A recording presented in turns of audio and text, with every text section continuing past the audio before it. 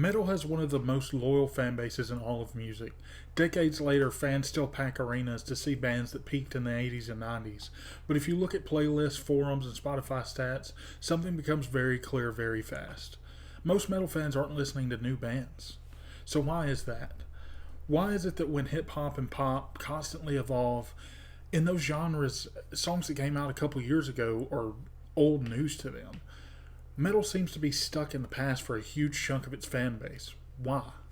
Let's start with the obvious. The golden age of metal was ridiculous. From the early 80s to the early 2000s, we got Master of Puppets, Rain and Blood, Rust in Peace, Vulgar Display of Power, Toxicity, and dozens more classic albums. These records didn't just define metal, they defined the identities of generations of fans. For many people, those albums are sacred, so naturally they keep going back to what they know, what feels like home to them. And honestly, can you blame them? New bands don't have the same cultural weight. They're not on MTV, they're not headlining Ozfest, they're not your first tattoo, they're fighting nostalgia, and nostalgia always wins. But it's not just nostalgia, there's a very real, very modern problem. The algorithm. Spotify, YouTube, TikTok, they all feed you more of what you already like. If you've been listening to classic metal for years, guess what? The algorithm will only recommend more old stuff or bands that sound just like them. That tight feedback loop makes it harder than ever to stumble onto fresh, groundbreaking bands. You're not getting exposed to new stuff unless you go out of your way to find it, and let's be honest, most people don't.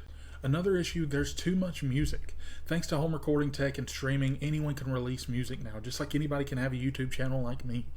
Which is great, but it also means the scene is flooded with bands. Without strong gatekeepers like MTV, magazines, or big metal labels, it's harder for any one band to stand out than ever. Plus, subgenres have splintered so much that it's tough to even define what metal is. It's hard to even categorize what kind of music you like because there's a million different words for what it could be. If you're a casual fan, it's easier to just say screw it and go back to whatever your favorite album was from when you were a kid. A lot of fans who grew up on metal are now in their 30s, 40s, 50s, or 60s with less time, more responsibilities, and less patience for finding new bands. Meanwhile, younger people are often told new metal sucks, no one's doing anything original, or they'll never be as good as whatever your favorite band is. This kind of gatekeeping keeps new fans and new bands out of the conversation entirely. The scene can feel closed off even when new bands are doing incredible work. Like have you heard of Spiritbox, Orbit Culture, or Venom Prison? Some of the stuff hits harder than anything from the 80s or 90s. So what can we do? If you love metal, and clearly you do because you're here, the best thing you can do is stay curious. Dig a little deeper, go beyond the Spotify algorithm, watch smaller YouTube channels, go to local shows, talk to younger fans.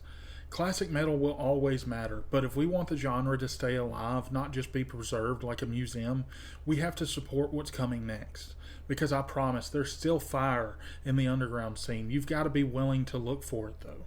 So I know this ended up being a shorter video, but I just had some thoughts at work today and I kind of wanted to get them out there and see if I can make a difference because I've not seen a lot of growth in the metal scene and I would love to see some growth.